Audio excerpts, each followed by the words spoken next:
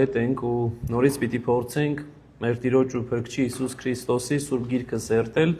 Գործք առաքելոցի արդեն 3-րդ գլխի վերջի բաժնին ենք հասել, հետաքրքիր է թե ինչպես է նոր էինք կարծես 3 սկսել, բայց արդեն 3-րդ գլուխն ավարտում ենք, որ նշանակում է արդեն 7 դասընթաց միասին ունեցել ենք։ Ուղղակի հիշեցնելու համար ասեմ, որ մենք 3-րդի սկիզբը նախորդ 5 շաբթի արեցինք, այսօր Աստծո կամոք կանենք վերջի բաժինը, բայց քանի որ հատվածը կարճ էր, պիտի ընթերցեմ նախորդը, որ կապը տեսնենք այսօրվա ու նախորդ համարի մեջ հետ, որովհետև իրապես մեկը մյուսի հետ շատ կապված են, եւ միանգամից ընթերցեմ ու սկսենք արդեն մեր այսօրվա նյութով սերտել։ Նախորդ նյութը հետեւյալն էր։ Ասում է Պետրոսը եւ Հովհաննեսը տաճար էին բարձրանում կեսօրից հետո ժամը 3-ի աղոթքի համար։ Եվ մորից կաղծնված մի մարդ կար, որին միշտ վերցնում էին ու դնում տաճարի այն դռանը, որ կոչվում էր Գեղեցիկ, որպեսզի նա տաճար մտնողներից ողորմություն խնդրի։ Սա տեսնելով Պետրոսին եւ Հովհաննեսին, որոնք տաճար էին մտնում, աղաչում էր, որ ողորմություն ստանա։ Պետրոսը նրան նայեց Հովհաննեսի հետ եւ ասաց. «Նայիր մեզ»։ Նա դարձավ դեպի նրանք եւ ակնկալում էր նրանցից մի բան ստանալ, եւ Պետրոսն ասաց. «Արծաթ եւ ոսկի չունեմ, բայց ինչ որ ունեմ, քեզ կտամ։ Հանուն Նազովրեցի Հիսուս Քրիստոսի վեր կաց եւ քայլիր»։ Եվ բռնելով նրա աջ ձեռքից վեր կացրեց նրան եւ իսկույն ամրացան նրա ազդրերն ու սրունքները, նա վեր ցատկեց եւ սկսեց քայլել ու նրանց հետ տաճար մտավ, քայլում էր եւ վազվզում ու օրհնում Աստծուն։ Եվ ամբողջ ժողովուրդը տեսավ նրան քայլելիս եւ Աստծուն օրհնելիս։ Եվ նրան ճանաչեցին, թե նա էր, որ նստում էր տաճարի գեղեցիկ դռան մոտ ողորմություն ստանալու համար։ Եվ եղած նշանի վրա զարմանքով լցվեցին, եւ մինչ նա Պետրոսին եւ Հովհաննեսին բաց չէր թողնում, ամբողջ ժողովուրդը զարմացած վազեց նրանց մոտ դեպի այն բակը, որ կոչվում էր Սողոմոնի բակ։ Եվ այսօրվա նյութն է։ Երբ Պետրոսն այս բանը տեսավ, ժողովրդին ասաց. «Ով իսրայելացիներ, այս բանի վրա ինչու եք զարմացել կամ ինչու ակնապիշ մեզ եք նայում, որպես թե մեր անձի զորությամբ կամ քաջությամբ քայլել տված լինենք դրան։ Աբրահամի Աստվածը, Իսահակի Աստված եւ Հակոբի Աստվածը, մեր հայրերի Աստվածը փառավորեց իր որդուն Հիսուսին, որին դուք մատնեցիք եւ Պիղատոսի առաջ ուրացաք, երբ նա որոշել էր նրան ազատ արձակել։ Եվ դուք սրբին եւ արդարին ուրացաք եւ խնդրեցիք, որ մի մարդասպան շնորհվի ձեզ, եւ սպանեցիք կյանքի առաջնորդին, որին Աստված մեռելներից հարություն տվեց, եւ այդ բանին մենք իսկ վկա ենք։ Հիսուսի անվան զորությունը բժշկեց այս մարդուն, որին տեսնում եք եւ ճանաչում, որովհետեւ նրա անվանը հավատաց։ Եվ Հիսուսի միջոցով եղած հավատն է, որ սրան տվեց այս առողջությունը ձեր բոլորի ներկայությամբ։ Եվ արդ եղբայրներ, գիտեն, որ անգիտությամբ արեցիք դուք ինչպես եւ ձեր իշխանավորները, բայց ինչպես որ Աստված նախորոք հայտնել էր բոլոր մարգարեների բերանով իր Քրիստոսի չարչարվելը, այդպես էլ կատարեց։ Արդ ապաշխարեցեք եւ դարձի եկեք ձեր մեղքերը ջնջելու համար, որպեսզի հանգստի ժամանակները գան Տիրոջ ներկայությունից եւ որպեսզի նա ուղարկի Հիսուսին, որ ձեզ համար վաղօրոք սանվանված է Քրիստոս, որին երկինքը պետք է ընդունի միջև բոլոր բաների վրա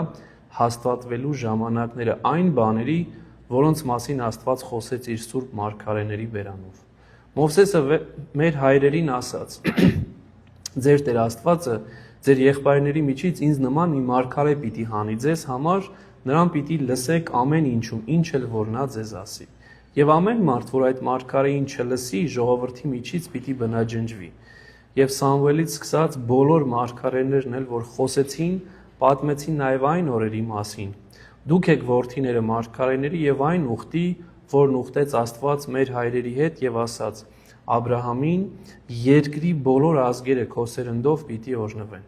Աստված նախ ձեզ համար հարություն տվեց իր որդուն եւ ուղարկեց նրան, որ օրհնի ձեզ յուրաքանչյուրիդ հետ դարձնելու ձեր չար գործերից»։ Ուրեմն այս հատվածն էր, որ միասնաբար պիտի փորձենք սերտել եւ ինչպես որ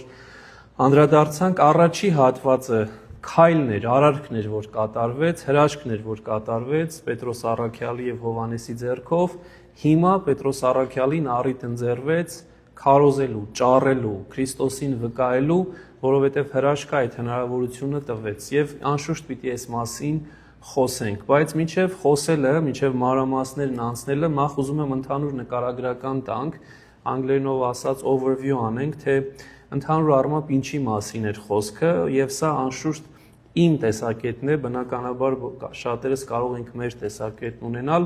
Իմ կարծիքով այստեղ առանձնակի ամենակարևոր հատվածները նրանք էին, որ երկու անգամ առաքյալը շեշտեց, որ Հիսուսն Աստծո որդի է։ Ուզում եմ անդրադառնանք, որ սա այն հրեաներին է ասում, որոնք Քրիստոսին խաչողներն են։ Հենց նրա համար էին խաչում, որ ասում էր ես Աստծո որդին եմ։ Ու հիմա Պետրոս առաքյալը մասնահատուկ երկու անգամ շեշտում է, որ Հիսուս Քրիստոսն Աստծո որդին է։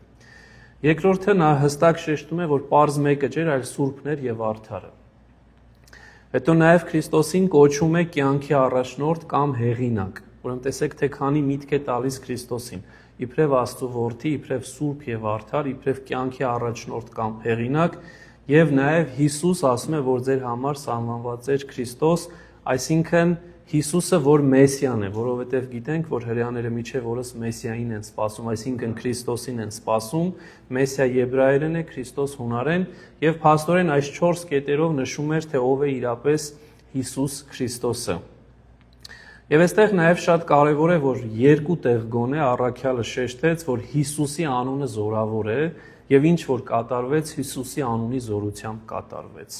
Եվ անշուշտ այստեղ եթե ուշադրություն դարձրեցիք, այս լսարանին, որ իր առջև էին, հատուկ իր լեզուն էր ներկայացվում եւ այստեղ մեջ բերեց մասնահատուկ Աբրահամին, Իսահակին, Հակոբին, Մովսեսին, Սամուելին եւ բոլոր մարգարեներին։ Ամեն մի լսարանի հետ առաքյալներն իրենց ձև են խոսում։ Շուտով, երբ որ Պետրոսի բաժինն անցնենք, հասնենք Պողոսի բաժինին, մանավանդ հեթանոսների հետ իր ճառերի ժամանակ կտեսնենք, թե ինչպես է լեզուն փոխվում, հեթանոսին հասկանալի լեզվով են սկսելու խոսել։ Այսինքն նպատակը մեկն է, ինչպես հետագայում Սուրբ Պողոս առաքյալը պիտի ասեր, հրեայի հետ հրեայի լեզվով եմ խոսում, հեթանոսի հետ հեթանոսի լեզվով, որպեսզի երկուսին էլ շահեմ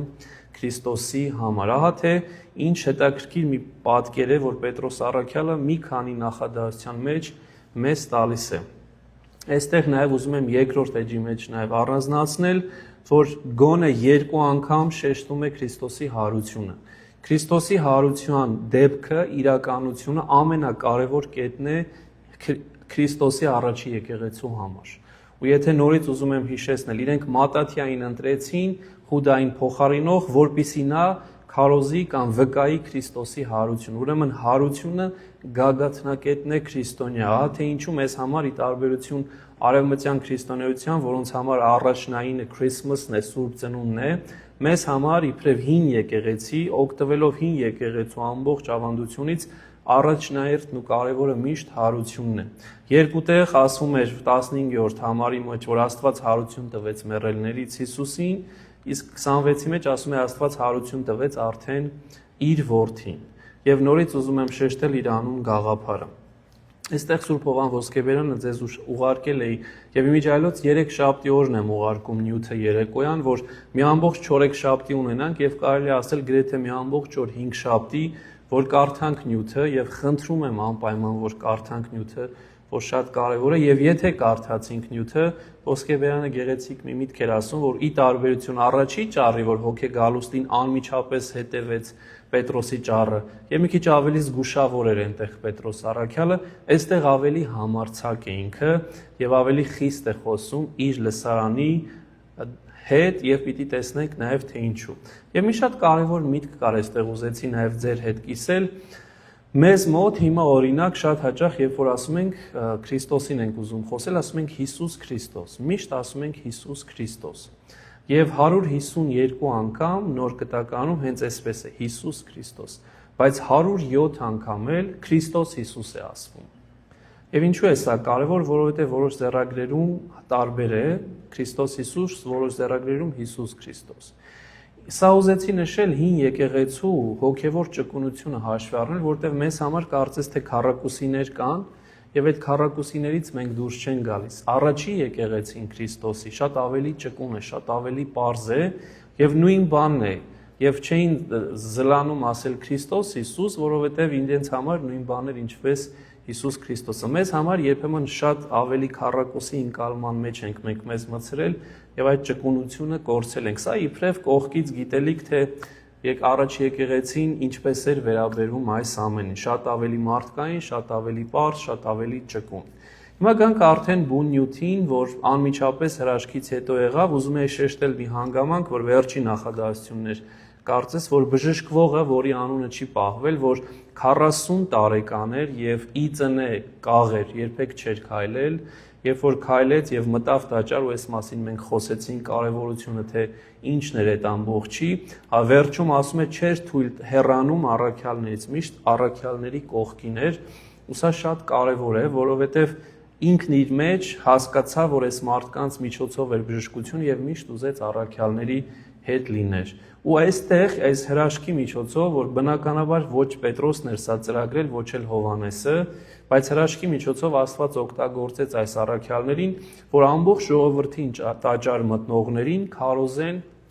Քրիստոսի մասին։ Եվ այստեղ շատ կարևոր է, որ անդրադառնանք, թե ինչպես է Աստված, կարծես թե մեզանից անկախ ծրագրեր կատարում, ու մենք ուղղակի դառնում ենք իր գործակիցները կարևոր ծրագիր իրականացնելու համար, բայց ինչպես ժողովուրդը ասում է, երկաթը տակ-տակ է պետք ծեծել։ Հենց այս պահին է հրաշքը կատարվել, բոլորը տեսնում են սա, որ այս մարդը 40 տարի չէր քայլելու, հիմա քայլում է, ու հիմա լավագույն առիթն է, որ վկայի առաքյալը, թե ինչու սա կատարվեց եւ ում պատճառով էր, որ սա կատարվեց։ Ու սրա համար է, որ հիմա Պողոս առաքյալը ասում է, երբ այս բանը տեսավ,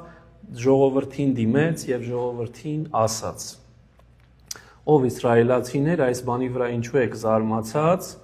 կամ ինչու ակնապիշ մեզ եք նայում, որպես թե մեր անձի զորությամբ կամ քաջությամբ քայլել տված լինենք դրան։ Հետաքրքիր է, արդեն իսկ այստեղ առաքյալը անմիջապես կատարում են, ինչ որ նախորդ անգամ մենք արդեն իսկ տեսանք, որ խոնարհությունը գերագույն գրավականն է քրիստոնյայի։ Երբեք իր վրա չի վերագրում։ Մի բան մեզանից յուրաքանչյուրը խնդրում եմ թող իրեն այդ մոտեցումը տեսնի, Աստված իր միջոցով նման հրաշք եթե գործեր, վստահ եմ, ինձնից սկսած շատերս կարող ենք գայթակղվել, որ Տեր Աստված, եթե այսպիսի հրաշքներս ի միջոցով գործում, ուրեմն ես յուրահատուկ եմ, տարբերվում եմ մյուսներից։ Ի վերջո ես տարբերվում եմ աղանդների մեջ, նույնիսկ շատ հստակ է։ Մեկը, որ իր ճակերտավոր լեզուներով է խոսում, ավելի կարևոր է, քան մեկը, որ չի խոսում, մինչդեռ ոչ էլ հասկանում են ինչ լեզվի մասին է խոսքը։ Բայց արդեն հիերարխիա կա, խոսող եւ չխոսող։ Ուր մնաց այստեղ առաքյալը, որ հրաշք գործեց եւ մեծ հրաշք գործեց եւ բոլորը այս մասին է խոսում, իրեն պիտի ավելի կարեւոր դիտեր, բայց արի ու տես, որ առաքյալը անմիջապես կտրում է դա, ասելով, որ ինչու եք զարմանում կամ ակնապիշ մեզ նայում, որպես թե մեր անձի զորությամբ կամ քաջությամբ քայլել տված լինենք դրան, հիշեցնելով հստակ Սուրբ Գրքի այն միտքը, որ այստեղ չկա, բայց վստահաբար հասկացան, որ իրական բժիշկը Տերն է։ Եվ Ելից 15-ում հենց սրա մասին էր խոսվում, որ ես եմ քեզ բժշկող Տերը Աստվածն ասում էր։ Եվ իրապես էլ այսպես է։ Անցել են եւս 2000 տարի Պետրոս առաքյալի այս դեպքերից, վստահաբար մեր կյանքում էլ ունեցել ենք հիվանդներ, կողքիններ, հարազատներ, ծանոթներ, բարեկամներ, վերջը հասնում ենք նրան, որ գիտակցում ենք, որ իսկապես բժշկողը Տերն է, եւ պետք չի կենտրոնանալ ոչ թե բժշկի անձի, ոչ էլ քո վրա, այլ Տիրոջ վրա, որովհետև իրական բժիշկը Տերն է։ Հետաքրքիր է նաև այստեղ առաքյալի մեկ ուրիշ խոնար արարք, որովհետև տեքստը հստակ ցույց տվեց, որ Պետրոսը կատարեց քայլը։ Պետրոսը մոտեցավ, Պետրոսը խոսեց, Պետրոսը ձեռքից բռնեց, բարձրացրեց, բայց Պետրոսն իրեն չի առանձնացնում Հովհաննեսից, չի ասում ես արեցի, Հովհաննեսը կողքս ընդամենը կանգնած էր, ասում է մենք արեցինք, ինչու եք մեզ նայում, մենք ենք արել, միշտ Հովհաննեսին ներառելով նաև եւ այստեղ հենց ցույց է տալիս իրական քրիստոնյայի գիտակցությունը, որ միշտ մենքի գիտակցությունը, եկեղեցին հիմա այստեղ որ հավաքված ենք, մենքի գիտակցությունը, երբեք անձի համար չպիտի եկեղեցին հավաքվի, ով էլ ուզում է լինի, ուսուցիչ թե հոգևորական, կապ չունի, մենք անձի համար չեն գնում, հայ առաքելական եկեղեցին երբեք չի առանձնացրել անձանց, այլ միշտ հավաքականությունն է տեսել ու սրա մեջ է գաղտնիքը ճշմարտության, որովհետև սա եկել է առաջի եկեղեցուց, առաքյալներից իսկ, որ շատ կարևոր է, որ մենք հավատանք ու հասկանանք։ Եվ այստեղ նաև Սուրբ Հովհան Ոսկեբերյանը մեկ շատ ուրիշ գեղեցիկ միտք էր ասում, որ ասում է Պետրոս առաքյալը ինքն իրենից սա չարեց, Հնում էլ ասում է, Աստծո ընտրյալները երբեք իրենց չէին վերագրում հրաշքները։ Օրինակ բերում է Դանիել 3:30-ը, հայերենով 3:30, անգլերենով 20:30, որտեղ երբ Դանիելը հրաշք էր գործում, ասում էր Աստծո շնորհով եմ գործում, ես չէ որ գործում եմ։ Կամ երբ որ Հովսեփը բոլորս հիշում ենք երազը մեկնեց, փարավոնի, չասեց որ ինքն է, ասեց Աստծուն է պատկանում մեկնություններ, Աստված իմ միջոցով մեկնեց այն ինչ որ պիտի դու իմանայիր։ Կամ երբ որ Դավիթը պայքարում էր կամ կռվում էր իբրև հովիվ արջերի ու առյուծների հետ, ասում էր որ Աստծո անունով եմ հաղթում առյուծին ու արջին։ Եվ այստեղ նաև շարունակությունն եմ ուզում բերել, որ երբ որ Պարսատիկով պիտի Գողիաթի հետ հարված էր Գողիաթին, այդ հսկային, ասում էր Աստծո անունով եմ հարվածում։ Եվ այսինքն եւ դրանով էլ Գողիաթին հաղթեց։ Ուրեմն սա արդեն իսկ քրիստոնյայի կամ Աստծուն ունեցող մարդու, աստվածավախ մարդու բնորոշ նկարագիր է, որ ունենալով այդ զորությունը միշտ Աստծուն առաջ տնես ու քո անձին չվերագրես սա, եւ սա ինքնին այդ խոնարհությունն է, որը չի կարող լինել կեղծ, այլ պիտի լինի իրական, որովհետեւ Աստված սրտերը քննում է, եւ եթե սա կեղծ է, հաճախ նաեւ մենք գիտենք, որ կեղծ է, բայց երբեմն իբրև բարեպաշտ ենք ձևանում, սա էլ մարդկային տկարության ձև է, միգուցե մարդկանց մոտ սա կարողանա անցնել, բայց հաստատ Աստծո մոտ չի անցնելու։ Այլ խոսքով իմ օրինակը բերեմ, եթե ես ոմանց մոտ կարող եմ խոնար ձևանալ եւ ընդունվել, բայց բնականաբար Աստված իմ սիրտն է նայում ու Աստված ինքը գիտի, թե ես ինչպիսին եմ, թե չեմ։ Գալիս ենք հաջորդ նախադասություն եւ ինքը սկսում է բացատրել, թե ինչ կատարվեց եւ անմիջապես կապում է նախահայրերի հետ, որ չկարծեն, որ առաքյալներն առանձնացած են, իրենք կապ չունեն նախահայրերի հետ։ Եվ ասում է Աբրահամի Աստվածը, Իսահակի Աստվածը եւ Հակոբի Աստվածը, մեր հայրերի Աստվածը փառավորեց իր որդուն Հիսուսին, որին դուք մատնեցիք։ Երեք տեղ, եթե նկատել եք, ես Աստված բառը ընդգծել եմ, ինչու, որովհետեւ եթե անգլերենը կարդայիք, անգլերենի մեջ այս Աստված բառերը չէին լինելու, այլ լինելու էր հետևյալը. Աբրահամի, Իսահակի եւ Հակոբի Աստվածը, մեր հայրերի Աստվածը փառավորեց իր որդուն։ Ինչու, որովհետև տրամաբանական է 3 անգամ Աստված ասելու փոխարեն կասենք 1 անգամ։ Եվ շատ ձեռագրեր այդ անուններ երկուսը ջնջել են, մեկն են թողել։ Բայց եթե նայենք եւ այստեղ ես ինձ մոտ նշել էի, երևի չեմ դրել կամ երևի դրեցի, չեմ հիշում։ Մի շատ կարևոր գիր կա, որ ձեռագրերն է ստուգում, հին ձեռագրերը, բնօրինակները, այնտեղ հստակ է, որ այս ձևը բնօրինակի իսկական ձևն է։ Եվ եւս մեկ անգամ ինձ համար փաստ էր, որ մեր գրաբար Աստվածաշունչը, որ մեր հայրերը սկսած Սուրբ Մեսրոպ Մաշտոցից եւ Սուրբ Սահակ Պարթևից, երբ որ թարգմանել են, չեն նայել, որ կարող է redundancy լինի, այսինքն կրկնություն լինի, ել քանի անգամ Աստված գնենք, մի անգամից մեկ անգամ գրենք ու վերջացնենք։ Եթե բնօրինակի մեջ այդպես է դրված, ուրեմն իրենք այդպես են դրել։ Եվ սա ինքնին մեկ անգամ եւս փաստում է մի բան, որ հայոց գրաբար Աստվածաշունչը բացառիկ նվիրումով ու սիրով թարգմանված Աստվածաշունչ է եւ ամեն անգամ իմ կյանքում, երբ որ ես համեմատում եմ այդ տեքստերը, որովհետեւ գրքերը կան, շատ դժվար չի, տեսնում ես, թե ինչքան ավելի բարձր է Աստվածաշնչի մոտեցումը։ Սա տեքստային առումով ուզեցի ձեզ նշեմ։ Դրա համար առաջին միտքը գրել եմ հետաքրքիր է, որ գրաբարը պահել է ամենից ճիշտ տարբերակը։ Հիմա ուշադրություն դարձեք, հիմա սկսեց նախահայրերին։ Դրանից առաջ, եթե կհիշեք, խոսում էր Դավիթի մասին, Դավիթ եւ Դավիթի սերունդ Քրիստոսին։ Այսինքն ուշադրություն դարձրեք, նույն Պետրոս առաքյալը հրեաներին խոսում է այն մարդկանց մասին, որոնք որ կապ ունեն իրենց մեծերի մասին, ու դրանով ցույց է տալիս, որ սա նոր բան չի, առանձին բան չի։ Քրիստոս չեկավ առանձնացնելու, նոր բան տալու, այլ Քրիստոս եկավ շարունակելու այն, ինչ որ հին կտակարանում կար, ու սրանով հանդերձ փորձել մեր բոլորին կամ այս դեպքում հրեաներին եւ ինչու՞ չէ նաեւ մեզ հասկացնել, որ պետք չի բաժանել հինը նորից, այլ այս ամբողջություն է կազմում, դրա համար Աստվածաշունչ Մատյանը ինքնին ամբողջություն է։ Եվ ընդհանրապես հրեական իրականության մեջ 3 հիմնական նախապետ կա, սրանք Աբրահամն են, Իսահակը եւ Աստված։ Եվ այստեղ ինքը չի մոռանում ամեն մի բառը կարեւոր է ճառի մեջ, ասելով, որ իրենք մեր հայրերի Աստվածն են։ Ինչ է ուզում ցույց տալ, որ ես լինելով հրեա, Պետրոսս,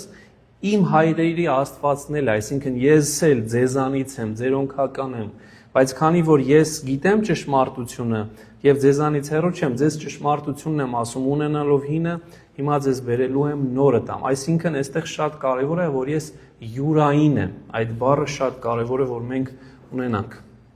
Եվ փաստորեն ինչ է ուզում ասել, որ հիմա մեր միջոցով,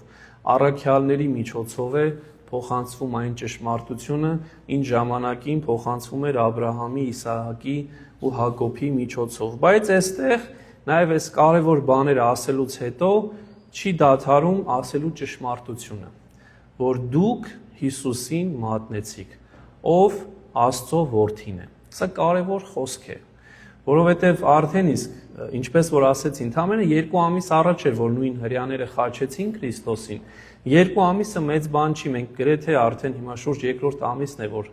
սկսել ենք սերտել մեր Սուրբ գրային սերտողությունը գործքի, արդեն գրեթե մոտ 2 ամիս է, եւ կարծես 3 լիներ։ 2 ամիս առաջ կատարված դեպքը խաչելության, ինքը ասում է, հիմա ինքը քաջաբար ասում է, որ դուք եք խաչողները, բայց ում կամ սպանողները ու մատնողները, եթե ոչ Աստծո որդուն, որը փառավորված էր Աստծոից կողմից։ Եվ այստեղ մի շատ կարևոր միտք կա, քանի որ մատնություն բառը օգտագործվեց ժողովուրդ։ Ուզեցի այս միտքը բերել փակագծի մեջ, դե մեր քրիստոնյաների ընկալմամբ մատնիչը միայն Հուդան է։ Մենք միշտ ասում ենք Հուդան մատնիչն էր, բայց այստեղ Աստվածաշունչ Մատթեոսը մեզ ասում է, որ ներկա հրեաներն էլ էին մատնողներ Քրիստոսի։ Եվ այստեղ մի շատ պարզ իրականություն է գալիս։ Յուրաքանչյուրը իր մեղքի բաժինն ունի։ Հուդան ավելի մեծ մեղքի բաժին ուներ, որովհետև Քրիստոսի անմիջական աշակերտների մեջ էր, 12-ից մեկն էր։ Եվ բնականաբար իր մեղքը շատ ավելի մեծ էր։ Բայց այն մարդիկ, ովքեր որ Քրիստոսի ազգակիցներն էին, այլ խոսքով, իրենք էլ մատնեցին, որովհետև մատնեցին ում, եթե ոչ Հեթանոս Պիղատոսին, որը ընդհանրապես կապ չուներ իրենց ազգի հետ եւ իրենց հավատի հետ։ Ուրեմն ամեն մեկն իր բաժին ունի, ու այդպես չլինի, որ եւ Հուդայով ամեն ինչ վերջացավ։ Չէ, դուք էլ հրեաներ, որ հիմա կանգնած եք եւ այս հրաշքն եք տեսնում, դուք էլ եք մատնողը Քրիստոսին, որովհետեւ ուրացաք իրան։ Ու հիմա բացատրում է, երբ էր այդ ուրացումը, երբ Պիղատոսի առաջ ուրացաք, երբ նա որոշել էր նրան ազատ արձակել։ Այստեղ մեր հայրերն ասում են, Գևորգ Սկևրացին անշուշտ նաև ոսկեբերանից վերցրած, որ տեսեք, տեքստը նորից շատ կարևոր չի, ասում Պիղատոսը մտածում էր ազատ արձակել, այլ Պիղատոսը որոշել էր, հստակ իր համար որոշում էր կայացրել, որ Հիսուսին ազատ է արձակելու։ Եվ Հիսուսը փաստորեն պիտի ազատ արձակվեր, Հիսուսին պիտի գնար, բայց դուք եղաք պատճառ հրեաներ, որ իրեն խաչեցին, որովհետև դուք իր միտքը փոխեցիք։ Եվ երբ է այդ միտքը որտեղ է երևում, Ղուկաս 23-ի մեջ, որ հենց նույն ինքը գործքի հեղինակը, որ Ղուկասն է, նշում էր։ Ուզում եմ այս միտքը ընթերցել, որ բոլորը շատ լավ գիտենք, բայց նորից հիշեցման համար, եւ ասում է Պիղատոսը քահանայապետերին եւ ժողովրդին ասաց. այս մարդու մեջ ես որևէ հանցանք չեմ գտնում։ Իսկ նրանք պնդում էին եւ ասում, թե ըմբոստության է մղում ժողովրդին, քարոզում է ամբողջ Հրեաստանում, Գալիլեայից սկսած մինչեւ այստեղ։ Այսինքն խորքի մեջ հենց այս մարդիկ էին քահանայապետներից սկսած, որոնք Քրիստոսին տարան դեպի սպանության, որովհետև Պիղատոսը ազատ էր ուզում արձակել։ Եվ հիմա այս վերլուծումն եմ ուզում ասել, որ փաստորեն տեսեք ինչ դուրս եկավ, որ հրեաների ճնշումի պատճառով էր, որ Քրիստոսին խաչեցին հեթանոսները, իսկ ով այն քահանայապետներ ու ով են Պիղատոսնով էր։ Քահանայապետները մարդիկ էին, ովքեր Աստծո խոսքը գիտեին, մարգարեությունները գիտեին, եւ նաեւ գիտեին, որ նման Մեսիա պիտի գա, եւ Քրիստոս ամեն անգամ ցույց էր տալիս, որ գրվածը կատարվեց։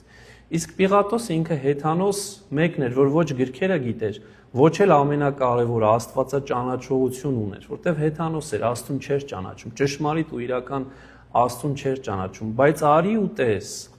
որ Պիղատոսը ավելի ճիշտ էր դատում, քան աստվածաճանաչ եւ գրքերը իմացող հրեաներն ու քահանայապետները։ Եվ այստեղ հարց է տալիս, բա ինչպես ծագվում, ինչպես Աստծուն ճանաչողը եւ գրքեր իմացողը կարող է սխալ դատի, անարդար, եւ հեթանոսը ու Աստծուն չճանաչողը ու սուրբ գրքերից գաղափար չունեցողը ճիշտ։ Ու այստեղ գալիս է մի բան, որովհետեւ կողմնակալ էին։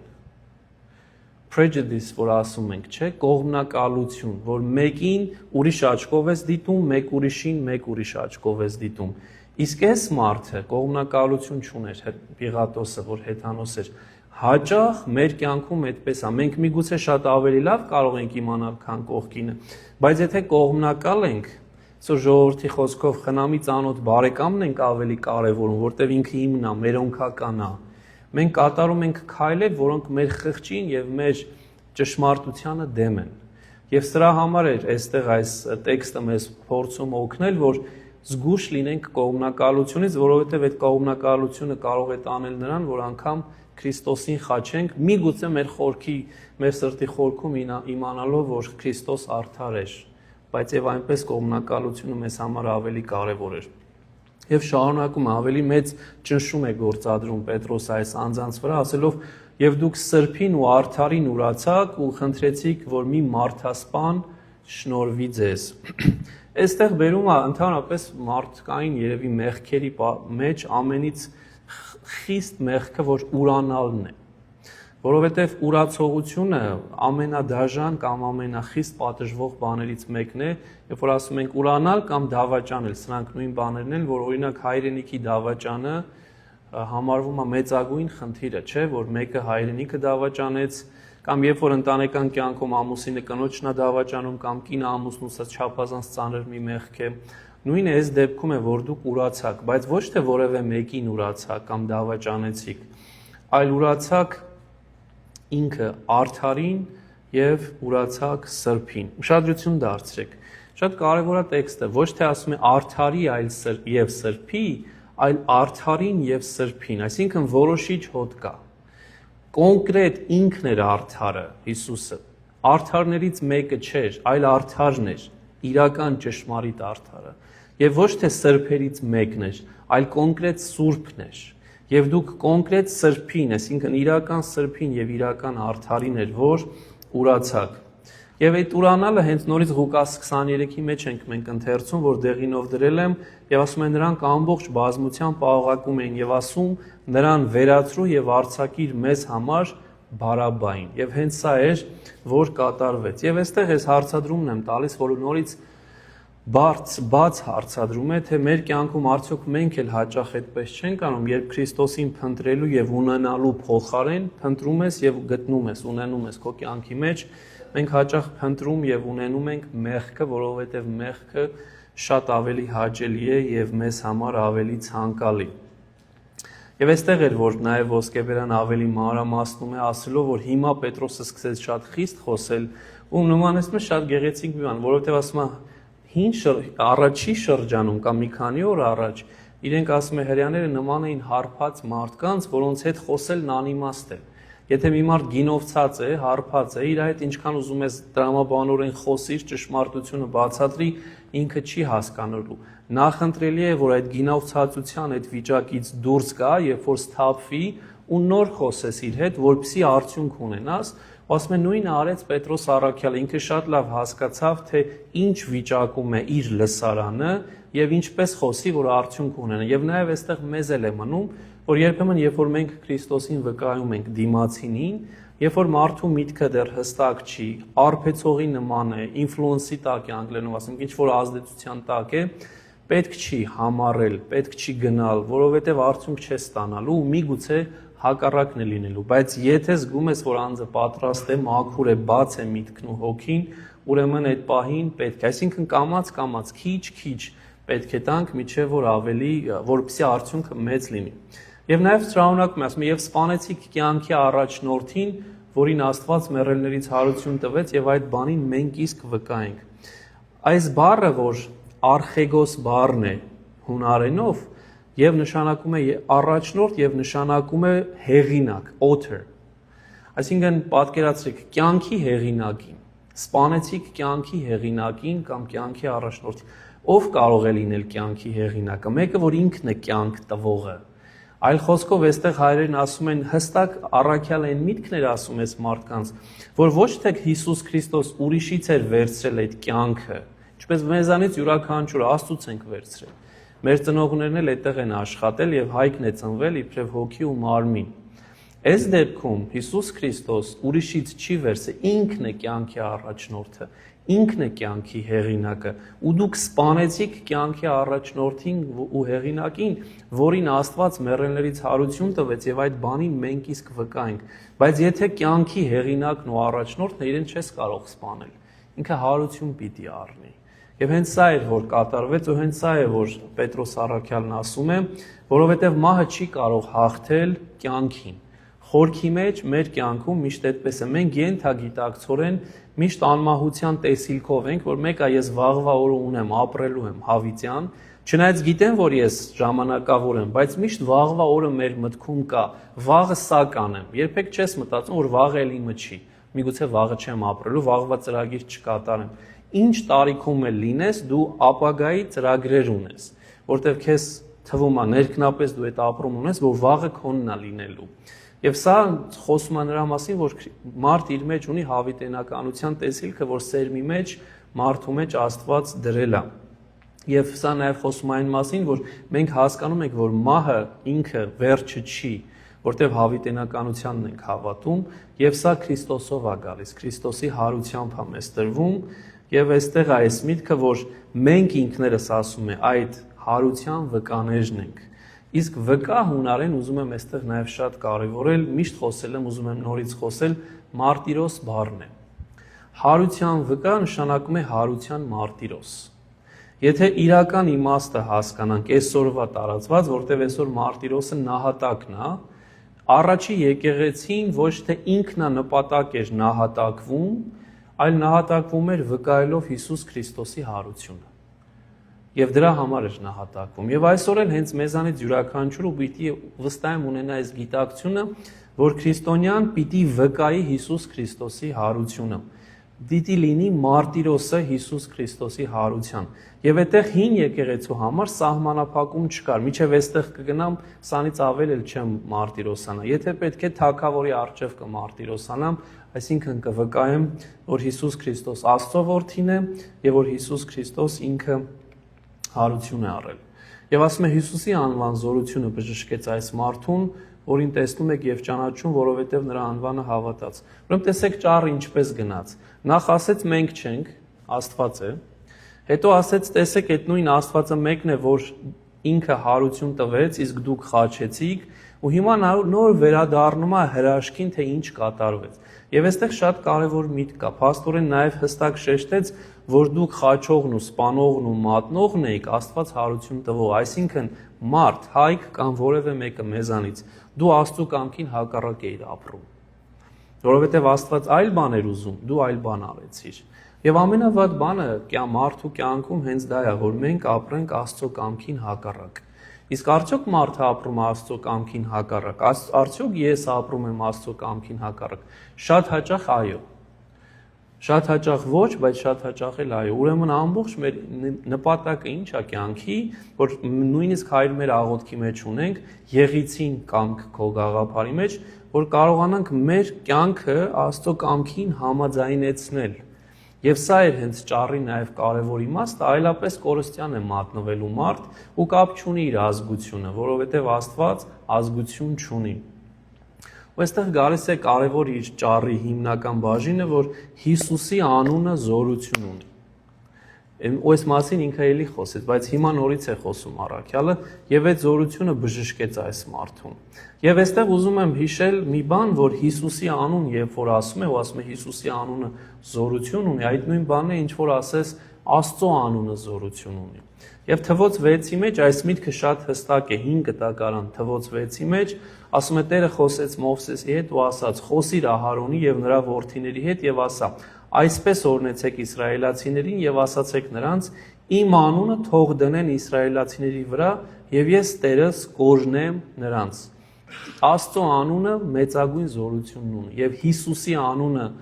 որ ունի զորություն, շատ հստակ է, որ խոսում է նույն Աստծո անունի մասին։ Մեկ այլ բանի մասին էլ է խոսում, որ Հիսուս խաչված ու մեռածը չի այնտեղ, որովհետեւ մեռածի անունը զորություն չունի, մեռածը ինքնին զորություն չունի, այլ Հիսուս ողջ է, կենդանի է, ահա թե ինչու ինքը զորություն ունի ու անգամ իր անունը զորություն ունի։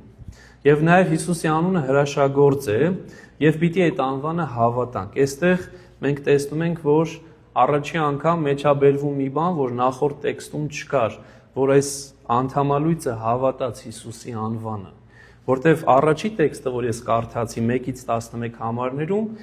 բժշկեց Պետրոսը առանց նրա որևէ հավատի դրսևորումի, բայց այստեղ առաքյալը մեզ օգնում է հասկանանք, որ չէ, այդ մարդը, որ հիվանդ էր, 40 տարի չէր քայլել, ինքը հավատաց Հիսուսի անվանը։ Ու այստեղ փաստորեն այդ առողջությունը, այդ բժշկությունը կատարվեց, որովհետև անձը հավատացել էր։ Այստեղ 3 կարևոր գործոն կա։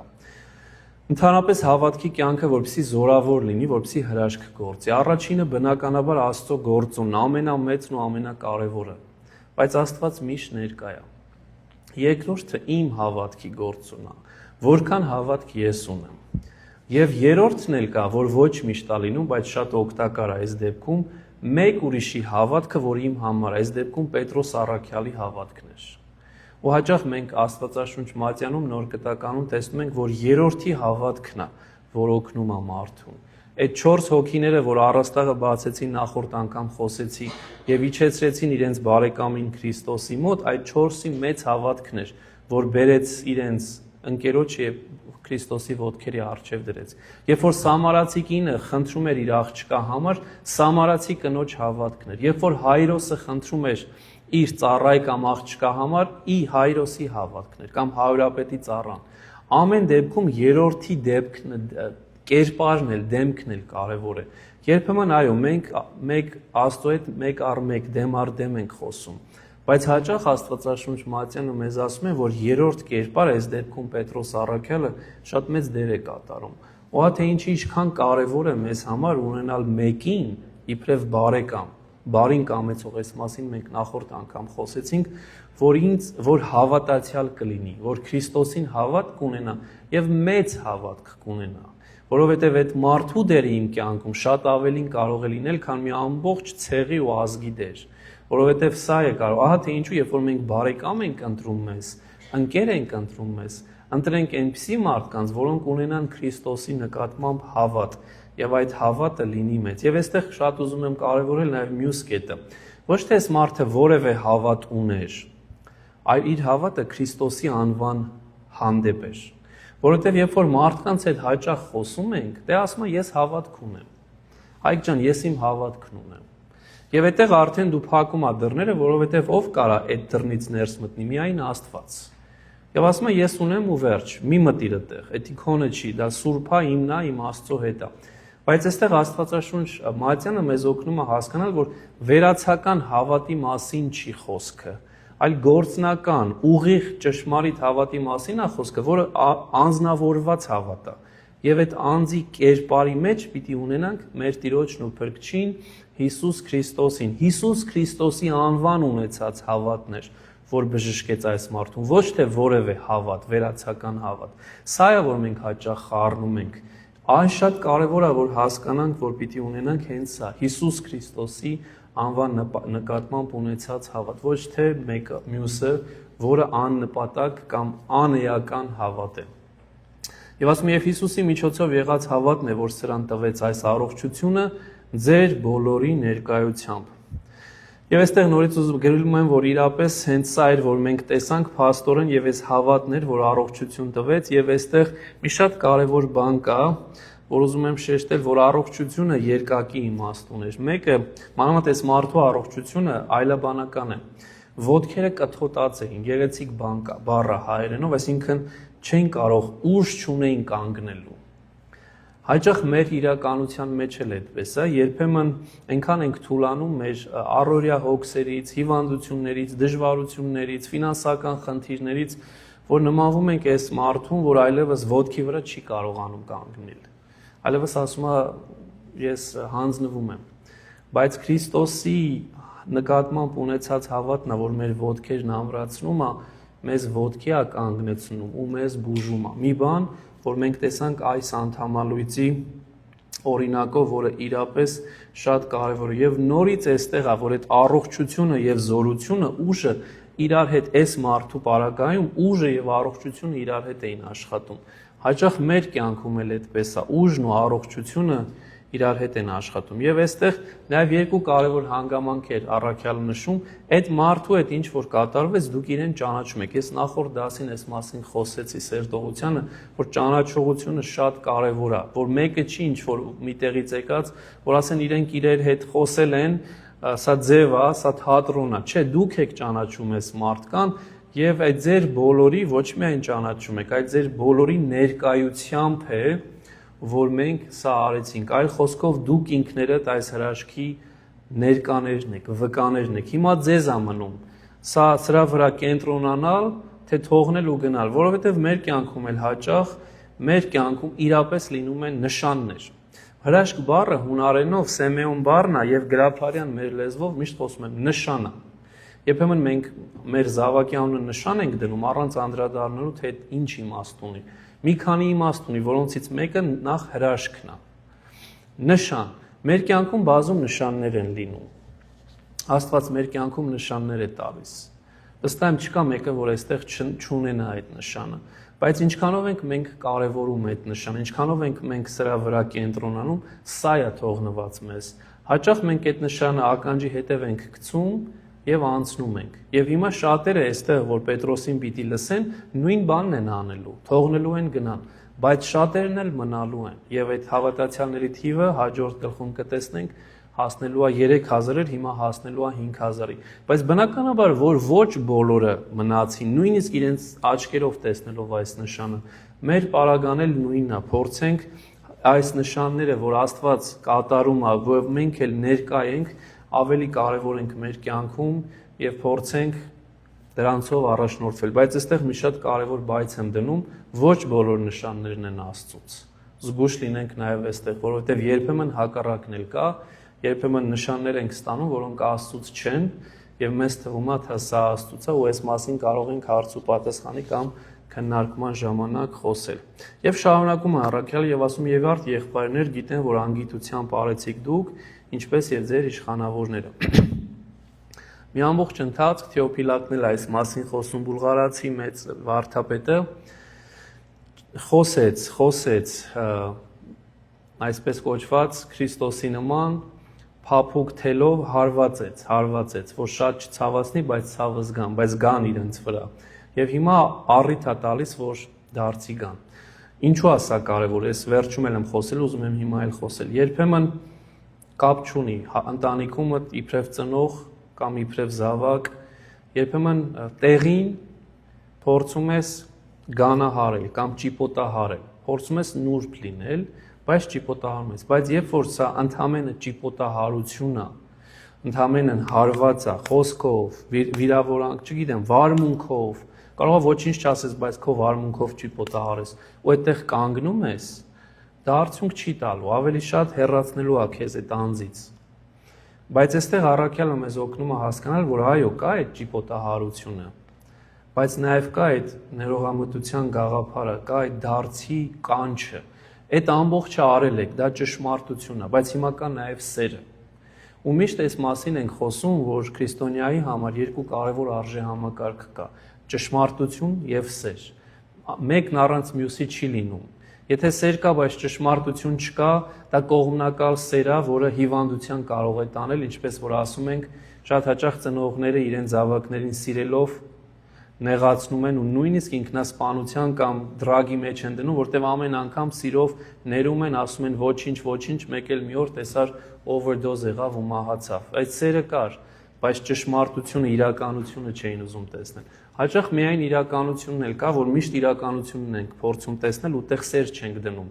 Այո, ռացիոնալ որոշումներ ենք կայացնում կամ քննադատում ենք սրան, նրան, բայց ուր է այդտեղ սերը։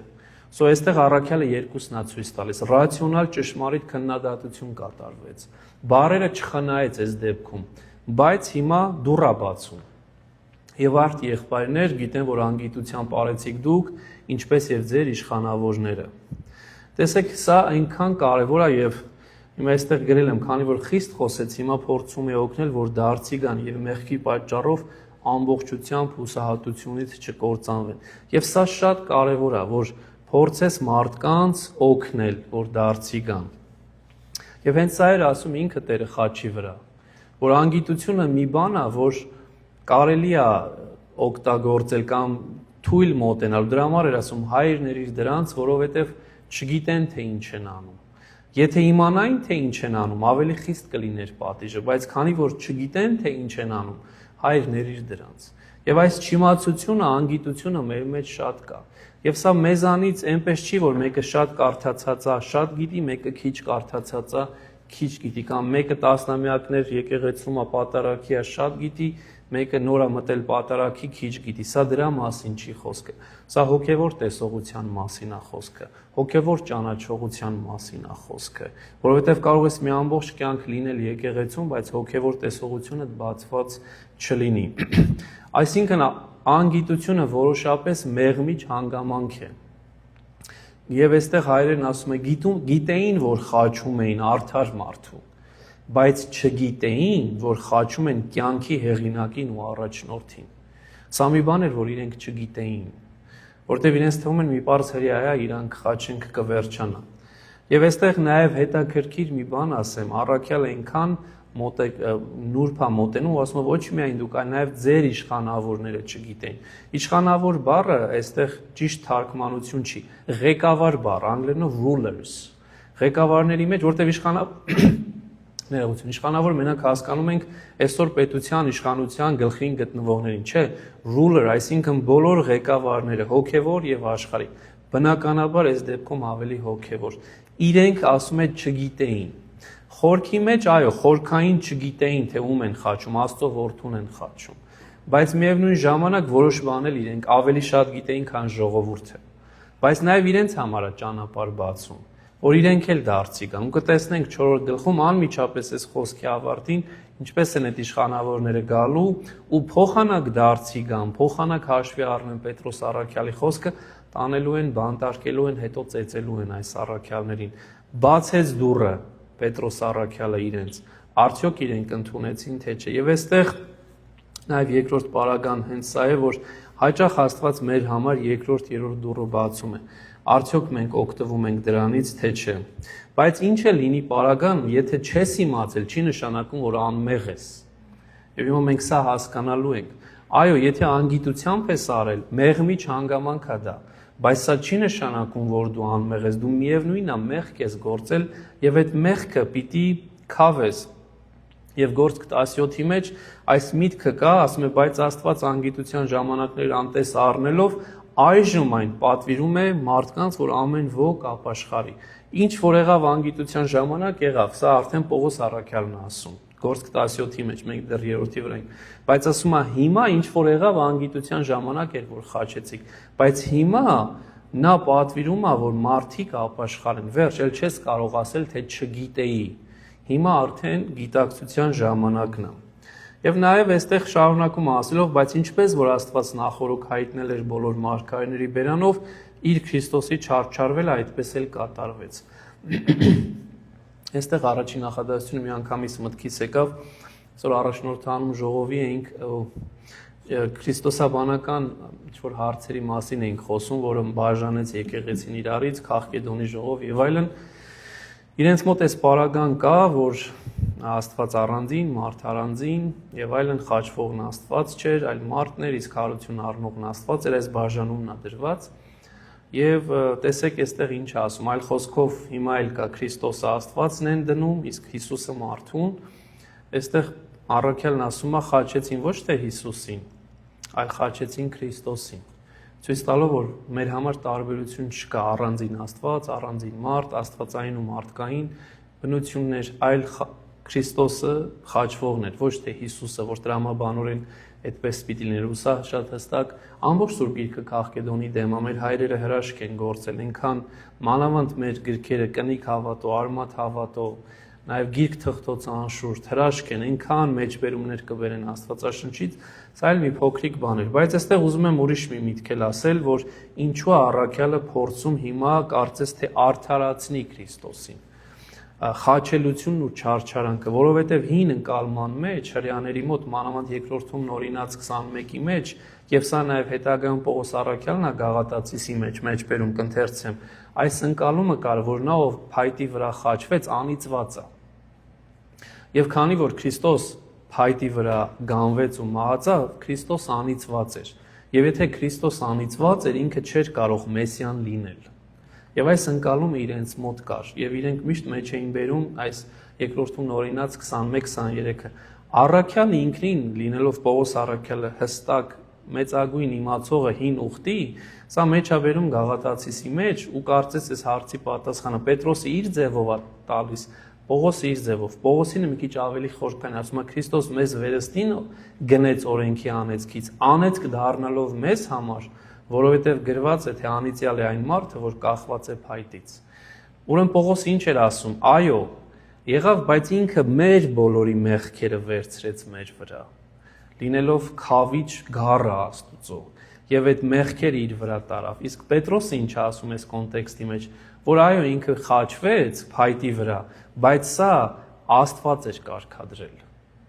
Ուրեմն եթե Աստված է կարգադրել, սա չի կարող վատ բան լինել։ Եվ ուրեմն այստեղ այս համայնքին ասում էր, որ հասկացեք, եթե Աստծո կողմից էր դա կատարված, ուրեմն եւ հետո Աստված իրեն հարություն էլ տվեց, ամբողջ կոնտեքստը հարության է տանում, ուրեմն սա բարի էր, ոչ թե չարը, ու ոչ թե մի մարգարե էր խոսել այս մասին, որ այսպես է լինելու, որ կասկածեն ասեն, դե հիմա լավ, Եսային էլ ասեց, բա Երեմիան, բա Դանիելը, բա մյուսները, այլ ինքը հատուկ շեշտում է բոլոր մարգարեների բերանով էր սա ասում, այսինքն Աստված բոլորի բերանով էր խոսում, որ սա կատարվելու է։ Եվ ուղղակի մեջբերումը Եսայու մեջ սա կար, ասենք բազում մեջբերում, Եսային ամենաշատ մեջբերումներն ունի, բայց 50-ի մեջ սա օրինակ ուզեցի մեջբերել, որ ասում էր թիկունքս հարվածների տվեցի, ծնոտները սապտակի եւ երեսը շուրջ չտվի նախատինքից ու թքից։ Սա այն էր, ինչ որ կատարվեց Քրիստոսի հետ ու ամբողջ մարգարեությունները շուրջ 100 կատարվեցին եւ սա ասում է, բայց ոչ թե միայն կենտրոնանք Եսայու վրա, այլ առաքյալն ասում է, որ բոլորն են այս մասին խոսում։ Ու ոչ միայն առաքյալն է սա ասում։ Հիսուս էր այս մասին նաեւ խոսում։ Ուղղակի մեզանից շատերը դա չեն տեսնում։ Հիսուս երբ որ հարություն առավ եւ Էմաուսի ճամփորդների հետ շարունակում էր ընթացքը, որոնք իրեն սկզբից չճանաչեցին, այս բառերն ասեց Ղուկաս 24-ում, որ ով անմիտներ եւ թուլասիրտ մարդիկ, որ դժվարանում եք հավատալ այն ամենին, որ ասացին մարգարեները, չէ՞ որ Քրիստոս պետք է նույն այդ չարչարանքները կրեր եւ այնպես մտներ իր փառքի մեջ, եւ սկսած Մովսեսից ու բոլոր, նորից նույն բառերն օգտագործում, բոլոր մարգարեներից մեկնում էր նրանց այն բաները, այն բոլորը, ինչ գրված էր իր մասին բոլոր գրքերում։ Ուրեմն շատ հստակ է, որ երբեմն մեկը կասի, բա որտեղ է այստեղ գրված, հաճախ առաքելական ընկալում Քրիստոսի միտքն ունեցող մարդիկ սա տեսնում են, միչև որս հրեաների մոտ սա փակ է, եւ շատ աղանդների մոտ էլ է սա փակ, բայց Քրիստոսի միտքը, ինչպես որ Պողոս առաքյալն է ասում, եթե ունես, ուրեմն դու հասկանում ես, որ բոլոր գրքերը 5 կտակարանյան խոսում են Հիսուս Քրիստոսի մասին, եւ այս մասին ինքը նախ Տերն ասաց, եւ նաեւ իր առաքյալներն են այս մասին խոսում։ Ու քանի որ սա Աստծուց էր, ու քանի որ բոլոր մարգարեներն են խոսում, հիմա ի՞նչ է մնում ձեզ բոլորիդ։ Ապաշխարեցեք եւ դարձի եկեք ձեր մեղքերը ջնջելու համար, որպեսզի հանգստի ժամանակները գան Տիրոջ ներկայությունից։ Ուրեմն, եթե իրապես հասկացաք ուր ենք հասել, որ անգիտությամբ եք արել, բայց արել եք, մեղավոր եք միևնույնն է, մի բան է ձեզ մնում, ապաշխարեցեք եւ դարձի եկեք ձեր մեղքերը ջնջելու համար։ Նախ ուզում եմ այս մասին խոսել, նախ ապաշխարության մասին խոսել, որ Քրիստոս առաջի պատգամը, որ սկսեց տալ Մատթեոս 4-ի մեջ մենք ընթերցում ենք, ապաշխարության մասին է։ Որ ապաշխարեք, որովհետև երկնքի արքայությունը մոտեցել է։ Հետաքրքիր է, որ Քրիստոսի եկեղեցին հարությունից ու համբարձումից հետո առաջի ճառի մեջ, որ Գործք 2-ում ընթերցեցինք, նորից խոսեց Քրիստոսի շարունակելով իր միտքը ապաշխարության մասին, հրեաներին խոսեց ապաշխարության մասին։ Երրորդ գլխում մենք նորից խոսում է ապաշխարության մասին։ Իսկ ինչու է ապաշխարությունը այսքան կարևոր։ Ապաշխարել բառը հայերենով այնքան գեղեցիկ է, որ աշխարհից դառնալ,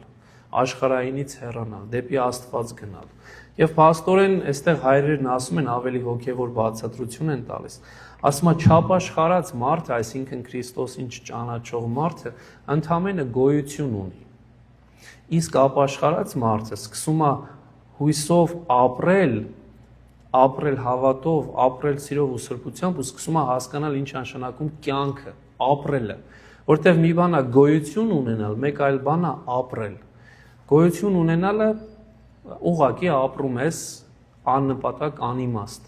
իսկ ապրելը ու մանավանդ ապրել հավատով, հույսով, սիրով ու սրբությամբ ամբողջությամբ կյանքդ փոխում է եւ այստեղ է սկսում հասկանալ, ինչպես որ նախորդ ժամանակ ասացի, որ Աստծո կամքի համաձայն ես ապրում, որովհետև սա է ապաշխարության ամբողջ իմաստը։ Ուշադրություն դարձրեք, որ այստեղ էս հազարավոր մարդկանց մեջ կային անձինք, որոնք համամիտ էին, որ Քրիստոսին խաչը հանեին, որտեղ իրենք էլ գոռում էին ընթերցեցի, չէ, Ղուկաս 23-ի մեջ, որ խաչը հանիր դրան, խաչը հանիր դրան։ Հիմա այս նույն մարդկանց Պետրոս առաքյալը երկրորդ առիթն է տալիս, որ հիմա լսեք մեր խոսքին ու դարձի եկեք։ Ու ես միանգ նմանությունը տեսա Ադամի օրինակին, որ երբ որ Աստված Ադամին ու Եվային ասաց՝ մի արեք այդ քայլը, եւ իրենք արեցին, Աստված երկրորդ առիթը տվեց իրենց, երբ որ արդեն երեկո եկավ Աստվածաշունչ Մատյանն ասում է, եւ Ադամին ասաց՝ ուր ես, արդյոք կերար այն պտղից, որ պատվիրել էի չուտել։ Հապաշխարության կանչ էր սա։ Այո, կերա, ներողություն, մեղա։ Եվ փաստորեն նույնը անում է Քրիստոսի եկեղեցին։ Քրիստոս այլ խոսքով, խաչեցիք ինձ։ Հիմա այդ նույն խաչեցյալը իր եկեղեցու միջոցով ասում է. այդքանից հետո, որ համամիտ էիք, որ ինձ խաչեին, հիմա դարձի արի, ապաշխարի եւ մեղքերդ կջնջվեն։ Եվ այս ժամանակը, որ հանգստի ժամանակ կունենաս Տիրոջ ներկայությունից։ Եվ որովհետև այստեղ շատ մի կարևոր միտք կա, որ մեղքը բեռ է մեր վրա, ժողովուրդ, եւ այդ բեռը այնքան ծանր է, որ ինքը չի թողնում, որ մենք հանգստանանք։ Եվ այն մարդը, որ երբեմն վստահ եմ մեզ կյանքում կային վրա եղել է, տարիներ շարունակ ես բեռը կրել եմ, որովհետև չեմ կարողացել միգուցե ներել կամ հետագայում ուժա պետք եղել, որ անեմ։ Եղել են նման դեպքեր, բայց փորձում ես աշխատել, բայց մի բանը շատ հստակ է, որ այդ բեռը չես ուզում տանել, որտեղ ամեն անգամ այդ բեռը ոչ թե թեթևանում է, այլ ծանրանում է, մեղքը ինքը բեռ է, իսկ հանգիստը մի բան է, որը տրվում է Քրիստոսի միջոցով, երբ որ դու այդ մեղքից ձերբազատվում ես, երբ որ այդ ծանր բեռը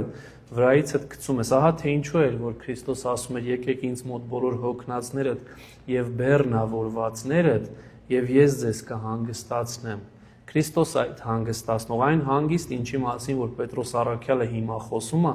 Քրիստոս ասաց, որ իմ մոտ է, իսկ այդ բեռը այդ մեղքն է, որը չի թողում, որ մենք հանգստանանք, բայց ուրիշ պարագայել կա։ Երբեմն իրապես կարողանում ես այդ բեռը նետել Քրիստոսի զորությամբ, Քրիստոսի անվամբ, ինչպես որ առաքյալն ասում, բայց աշխարհն այս անգամ քո վրա ծանր բեռներ դնում։ Այսօր ճանապարհին խոսում ենք մի բանի մասին, որ երբեմն մենք հաճախ մեր վրա ենք ծանր բեռներ վերցնում։ Օրինակ վերեմ, մի ավտո եմ քշում, որ նորմալ է ինձ համար, A կետից B կետը տանում է, բայց միջին ավտո է։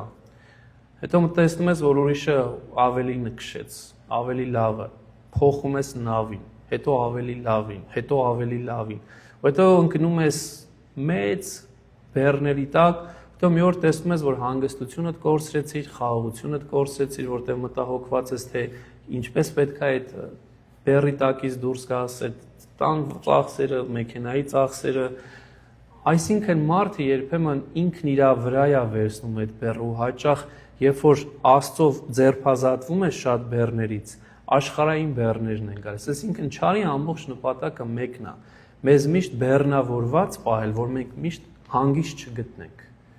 Ու հաճախ երբ որ նայում ես ինչու էին վանականները գնում վանքեր, մեկուսանում, որովհետեւ այդ աշխարհային բեռից ձերբազատվեն ու հանգիստ զգան։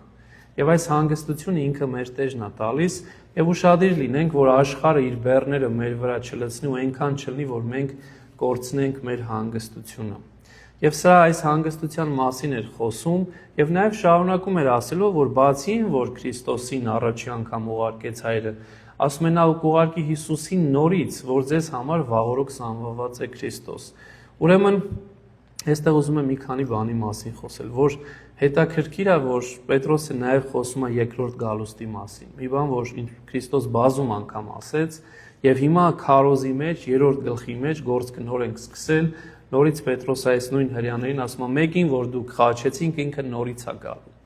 Ուրեմն լավ կլինի, որ հիմա դուք դարձի գաք, որովհետև երբ որ ինքը երկրորդ անգամ եկավ, էլ առիթ չեք ունենալու դարձի գալ, իսկ հիմա մեր միջոցով կարող եք դարձի գալ։ Եվ նաև հիշեցնում է Հիսուսը, որ ձեզ համար վաղօրոք սահմանված էր Քրիստոս, այդ Հիսուսը նույն Մեսիան է, այն Մեսիան, որին դուք սպասում եք դարեր շարունակ։ Իսկ իրենք Մեսիային սպասում էին դարեր շարունակ եւ այն օրինյալներն էին, որոնք ի տարբերություն նախորդ բազում սերունդների իրենց աչքերով տեսան Մեսիային, Փրկչին, Հիսուս Քրիստոսին, բայց չընդունեցին։ Եվ այստեղ նաև շեշտում եմ պարագա, որ Հիսուսին ուղարկողը հայրն էր, ինքն իրենից չեկավ, ինչպես որ Տերն էր ասում Հովանու ավետարանի մեջ, այլ հայրն է, որ իրեն ուղարկել է։ Եվ ասում է, որին երկինքը պետք է ընդունի, միջև բոլոր բաների վրա հաստատվելու ժամանակները։ Այստեղ երկրորդ գալուստի մասին է ու երկնքի արքայության մասին է խոսքը եւ իրապես Քրիստոս հիշեցրեց մեզ եւ առաքյալն էլ յուրովի այս մասին է խոսում, որ ես գնում եմ ձեր համար տեղ պատրաստելու, որպեսզի գամ եւ ձեզ բոլորի տանեմ այնտեղ, որտեղ որ ես եմ։ Եվ երկինքը բնականաբար ընդունեց իր արքային, որովհետեւ Հիսուս երկնքի արքան է, Տերն ու Փրկիչն է, բայց վերջնական ժամանակները հաստատվելու են, երբ որ արդեն լինի երկրորդ դատաստան ու Քրիստոս արդեն գա ահեղ դատաստանին դատելու, ու սա մենք կոչում ենք արդեն վերջը եւ նորի բնականաբար նաեւ սկիզբը։ Եվ ասում է, որ այս բաների մասին, որոնց մասին Աստված խոսեց իր սուրբ մարգարեների բերանով, նորից շադրություն դարձեք երկրորդ անգամ խոսում է, որ այս ինչ որ եղավ, Աստված ասել է, մեզանից չի, ես հիմա Պետրոսը այստեղ չեմ կանգնած ես խոսում, Աստծո խոսքն եմ ձեզ փոխանցում ու այս խոսվել է մարգարեների բերանով։ Ուզեցի այստեղ նաև բերան բառը կարևորել մարգարեների բերանով։ Ինչու է սա կարևոր, որովհետև չասեց մարգարեների գրիչով։ Մենք հիմա Սուրբ Գրքում ունենք մարգարեների գրիչի հետևանքը, մարգարեները նստեցին, գրեցին եւ դա եկավ մեզ։ Մեծ մարգարեներ ունենք, փոքր մարգարեներ ունենք։ 4 մեծ ունենք, 12 փոքր ունենք, 13։ Բայց այստեղ ի՞նչն է խնդիրը, որ չասեց գրիչով, այլ բերանով։ Ինչու՞։ Որպեսզի հաշվի առնենք, որ Աստված խոսում է նախ եւ առաջ բերանով։ Ու ինչու եմ սա կարևորում, ու սա ինչքան կարևոր է, որ բանավոր խոսքը, այն ինչ որ Քրիստոս նախընտրեց։ Քրիստոս ոչինչ չգրեց։ Միշտ ես ասում եմ, բայց գրել գիտեր, որովհետև ավազի վրա գրում էր, երբ որ անառակ կնոջը բերեցին Հովանու ավետարանում, բայց երբեք չգրեց, այլ միշտ բանավոր խոսեց։ Ու առաքյալներն էլ ճնշող մեծամասնությունը բանավոր խոսեց ու շատ քիչը գրվեց։ Հովանու ավետարանը սրա մասին վկայում է, շատ քիչը գրվեց, բայց գրվեց, որպեսզի հավատաք, որ Հիսուս Քրիստոսն է, բայց շատ բաներ, եթե ամեն ինչ գրվեր, ասում է, աշխարհի գրքերը չէին բավարարի։ Ուրեմն բանավոր խոսքը զորեղ խոսք է, բանավոր խոսքը ազդու խոսք է, բանավոր խոսքը կենթանի խոսք է։ Եվ օրինակ բերեմ, ասենք երբեմն նարեկացուն ես ընթերցում, իր գրիչն ես կարդում, պատկերացնում ես, թե ինչ մեծություն է ինքը, բայց եթե իրեն անձնապես տեսնեինք իր բանավոր խոսքը, իր հայացքը, իր վարմունքը, իր նկարագիրը, իր ձայնը, լրիվ տարբեր բաներ մեզ տալ ու դրա համար շատ կարևոր է, որ մենք հասկանանք, թե ինչքան ավելի մեծ շնորհ է բանավոր խոսքը ու եթե կա բանավոր խոսք, չփախչենք, չխուսափենք, այդ օրնությունից մեկ ինքներս մեզ չզրկենք, այլ ներկա լինենք այդ բանավոր խոսքին ու չասենք, այսօր գրավորին փոխարինել է արդեն ինտերնետն ու տեխնոլոգիան, սա չի փոխարինելու բանավոր խոսքին, որովհետև բանավորի միջոցով ինքնին հենց ամենակարևորն է Աստծո ներկայությունը շատ ավելի տարբեր է փոխանցվում ու դրա համար Աստված առաջի շրջանում մարդկանց հետ բոլորի հետ բանավոր էր խոսում, միջև որ մարդիկ այնքան շեղվեցին իր ուսմունքից, որ նոր Մովսեսի ժամանակ որոշեց իր պատվիրանները գրավոր իր ձեռքով գրի տա, բայց դրանից առաջ նույն Աբրահամի, նույն Իսահակի, նույն Հակոբի, նույն դրանից առաջ Նոյի, նույն դրանից առաջ Ադամի բոլորի հետ Աստված բանավոր էր խոսում։ Եվ ասում է Մովսեսը մեր հայրերին ասաց, ձեր Տեր Աստվածը ձեր եղբայրների միջից ինձ նման մի մարգարե պիտի հանի ձեզ համար։ Ու տեսեք, խոսեց մեծերի մասին, որոնք որ Աբրահամն ու Իսահակն ու Հակոբն են, հիմա խոսում է Մովսեսի մասին եւ ուզում է նաեւ կապը ստեղծի Մովսեսի ու Հիսուսի հետ։ Ու ասում է, որ Մովսեսը, որ վստահ եմ իրան գիտեն երկրորդում Նորինաց 18-ի մեջ, ասում էր, որ ձեր Տեր Աստվածը ձեր եղբայրների միջից ինձ նման մի մարգարե պիտի հանի ձեզ համար։ Եվ այդ մարգարեն փաստորեն Պետրոսը տանուլա, որ Հիսուս Քրիստոսն է, Մովսեսի նման է։ Եվ սա ինչու է փաստորեն կարևոր, որ այն ինչ որ Աստված խոստացավ 1300 տարի առաջ, մի բան պատկերացնենք, ոչ թե 20, ոչ թե 100, 1300 տարի առաջվա խոստացածը Աստված հիմա է կատարում։ Եվ մենք այս դեպքում այս անձինք, ովքեր ներկային, իրենք այդ օրհնվածներն են, որովհետև խոստումը կատարվեց 1300 տարի հետո։ Բայց ինչն էր տարբերությունը Մովսեսի ու Քրիստոսի։ Եվ սրա մասին Հովանու ավետարանն է խոսում իր առաջի գլխի մեջ, որ ասում է օրենքը Մովսեսի միջոցով տրվեց, իսկ շնորհը եւ ճշմարտությունը Հիսուս Քրիստոսի միջոցով եղան։ Մեկը տրվեց, մեկը եղան։ Քրիստոս ինքն էր ստեղծողը, իսկ նա տրվել էր։ Բայց այստեղ կարևոր է տրվելն ու եղալը չէ այնքան, ինչքան մեկը, որ օրենքն էր, իսկ մյուսը շնորհը եւ ճշմարտությունը։ Եվ հենց սրա մասին է, որ խոսում է առաքյալը, որ Մովսեսով պիտի բերի եւ տանի դեպի Քրիստոս, որ շատ ավելի բարձր է, քան Մովսես ինքը, բայց հրեայի համար Մովսես մեծ բարձունք է եւ դրա համար համեմատական է անցկացնում Մովսեսի եւ Հիսուսի մեջ եւ շարունակում է, նրան պիտի լսեք, ասում էր Մովսես, ամեն ինչում ինչ էլ որ նա ձեզ ասի, եւ ամեն մարդ, որ այդ մարգարեին չլսի, ժողովրդի միջից պիտի բնաջնջվի։ Հետաքրքիր է, այս մեջբերումը արդեն դրել եմ դեղինով, կարող ենք ընթերցել, բայց այստեղ մի միտք կա, որ առաքյալի դիրքերից եմ ուզում հասկանալ, որ պատկերացրեք, որ առաքյալը այնքան վստահ է, որ Քրիստոս ողջ է, այնքան վստահ է, որ Քրիստոս ողջ է, որ ասում է, որ Հիսուսին պիտի լսեք ու ամեն ինչում նրան պիտի լսեք։ Եվ եթե մեկը Հիսուս Քրիստոսին չլսի, ժողովրդի միջից պիտի բնաջնջվի։ Շատ խիստ է լինելու պատիժը նրա, ով Հիսուս Քրիստոսին չի լսելու, բայց ուր է որ հարցնեն, ուր է այդ Հիսուս Քրիստոսը, մեզ ցույց տուր, մենք իրան խաչողներն ենք։ Հիսուս Քրիստոսը եկեղեցու մեջ է, մեր մեջ է։ Սուրբ Հոգու ներկայությամբ ենք հիմա շարժում։ Ուրեմն առաքյալը այնքան վստահ է, որ Հիսուս ողջ է եւ իրենց մեջ է, որ շարունակում է մեջ բերել այն, ինչ որ մեջ բերված էր կամ ասված էր 5 կտակարանում երկրորդում նորինացում ու ասել, որ հիմա սա կատարվում է։ Իսկ դրան լսեցեք արտահայտությունը, ինչ որ ասել էր Մովսեսի միջոցով, հենց ինքը Աստված ասաց, երբ որ այլակերպության ժամանակ ինչ էր ասում էր դա է իմ ընտրյալ որդին, նույն բառերը, դրան լսեցեք։ Այսինքն այն, ինչ որ Աստված ասել էր Մովսեսին 1300 տարի առաջ, այլակերպության ժամանակ, որ 1 ամիս առաջ նշեցինք, որ վարդավառ ենք նաև կոչում, նորից հիշեցինք, որ Աստված վկայեց, հայրը վկայեց որդու մասին ու նաև այս բառերն ասեց, դա է իմ ընտրյալ որդին, նախ վավերականությունը Քրիստոսի եւ նաև շարունակությունը, դրան լսեցեք։ Եվ սա նաև մեզանից յուրաքանչյուրի հետ է առնչվում։ Արդյոք մենք ճանաչում ենք Քրիստոսին իբրև ճշմարիտ որդի եւ արդյոք մենք Հիսուս Քրիստոսին լսում ենք։ Եվ հետաքրքիր է, օրինակ, եթե հрьяան կարդա այս միտքը, որ ին նման մեկ ուրիշ մարգարե ձեր միջից պիտի բերի, հрьяան միանգամից է վերագրում է Հեսուին։ Գիտենք, չէ, Հեսուն ով էր։ Մեկն էր, որ հрьяաներին ավետյաց երկիր տարավ, Հորդանանի գետով անցկացրեց Հեսուն ու տարավ ավետյաց երկից։ Խորքի մեջ Հեսու եւ Հիսուս Եշուա նույն անունն է։ Եվ հрьяան ինքը ասում է, որ սա Հիսուսի հետ կապ չունի, սա Հեսուն էր, Եշուան էր, որ տարավ հрьяաներին հարցրեց ավետյաց երկիր, այլ խոսքով Մովսեսի կիսատ թողածը վերջացրեց։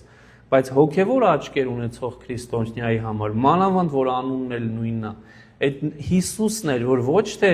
տարավ դեպի ավետյաց երկիր այսօրվա հասկացած Իսրայելը, այլ տանում է դեպի երկնքի արքայություն, իրական ավետյաց երկիր, որտեղ վերջ չկա։ Ուրեմն տեսեք, հրեայի ուղիղ տեսնելը եւ քրիստոնյայի խորքը մտնելը եւ ասելը, որ սա սրա նախաճաշակն էր, Հեսուն նախաճաշակն էր, օրինակն էր, թե ինչ պիտի աներ Հիսուսը եւ ոչ թե պիտի ավետյաց երկիր տաներ, այլ երկնքի արքայություն մեզ պիտի ուղղորդեր։ Եվ այստեղ մեկ ուրիշ հեղինակություն է մեջ բերում, Պետրոս առաքելը ասում եւ Սամուելից սկսած բոլոր մարգարեներն էր, որ խոսեցին, պատմեցին նաեւ այս օրերի մասին։ Նորից շեշտում է բոլոր մարգարեների մասին, Այստեղ մեկ ուրիշ հեղինակություն ա բերում։ Եվ ուզում եմ այստեղ հասկանամ ինչ անում։ Մեր կարճ խելքով, իմ կարճ խելքով Պետրոս Առաքյալը։ Տեսեք ինչ արեց։ Նահապետներին մեջ բերեց Աբրահամ, Իսահակ, Հակոբ։ Հակոբի մյուս անունը բոլորս գիտենք՝ Իսրայել է, որ հրեշտակ է Աստծո իրեն կոչեց Իսրայել եւ դրա համար նաեւ իրենց կոչում են Իսրայել։ Ուրեմն սա նահապետներն են։ Հետո բերեց Մովսեսին։ Հիմա բերում է Սամուելին։ Եվ այստեղ պատկերացրեք ինչ է կատարվում։ Նահապետները հիմնականում ապրեցին ավետյաց երկրում։ Մենակ վերջում Իսրայելն էր, որ գնաց կյանքի վերջի շրջան ապրեց Եգիպտոսում, այսինքն ինքը այդտեղ գերության մեջ կարելի է ապրել ճակերտավոր, մահացավ, այսինքն պանդխտության մեջ մահացավ, ավելի ճիշտ բառն օգտագործեմ։ Մովսեսը մեկն է, որ այդ պանդխտությունից ու գերությունից ժողովրդին վերատանում է հետ դեպի արդեն իրենց երկիրը, ավետյաց երկիրը։ Իսկ Սամուելը մեկ ուրիշն է, որ լինելով վերջի դատավորը, այսպես կոչված դատավորած շրջանի, նաև առաջի քահանան է, որ օծում է թագավոր, սկզբից Սավուղին, հետո Դավիթին։ Եվ փաստորեն դուրս է գալիս, որ ավետյաց երկրից գերությունից դուրս գալուց հետո նաև թագավորության հիմնադրություն։ Ամբողջ հիմնական շրջանը հրեական հին պատմության, այս մի փոքր ճառի մեջ Սուրբ Պետրոս Առաքյալը խոսեց ու դրանով նաև ասեց այն, որ այս ամբողջը պարփակված է Հիսուս Քրիստոս անձի մեջ, որը է եւ կա ու պիտի լինի։ Սա փաստորեն նայեք թե ինչքան ծալքեր էր, որ Պետրոս Առաքյալը բացահայտում էր։ Բնականաբար սա նաև մենակ իր շնորհը չէր։ Նախ եւ առաջ սա Սուրբ Հոգու շնորհն էր, որ Առաքյալին տրվեց եւ նաև տրվեց եկեղեցու սրբերին, որ հասկանան ինչի մասին էր խոսքը եւ բացատրեն մեզանից յուրաքանչյուրիս։ Եվ հիմա տեսեք վերջում ինչ ասում է դուք եք որդիները մարգարեների եւ այն ուխտի, որն ուխտեց Աստված մեր հայրերի հետ։ Հիմա բերում է վերջում միտեղ, որ դուք մի փախեք։ Դուք եք այդ մարգարեների մասին, որ ես խոսեցի մի քանի անգամ, դուք իրենց որդիներն եք։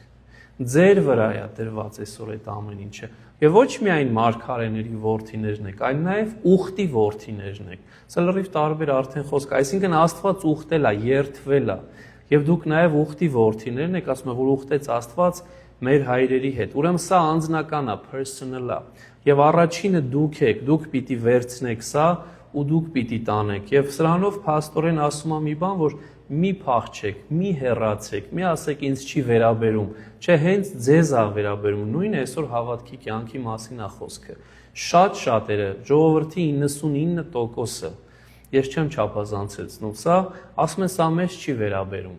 Եկեղեցի, Աստվածաշնչի սերտողություն, պատարագ, մենք մեր կյանքն ենք ապրում, ես իմ չափով եմ։ Ու այստեղ հենց նույն պատգամն է մեզ տալիս Սուրբ Պետրոս Առաքյալը,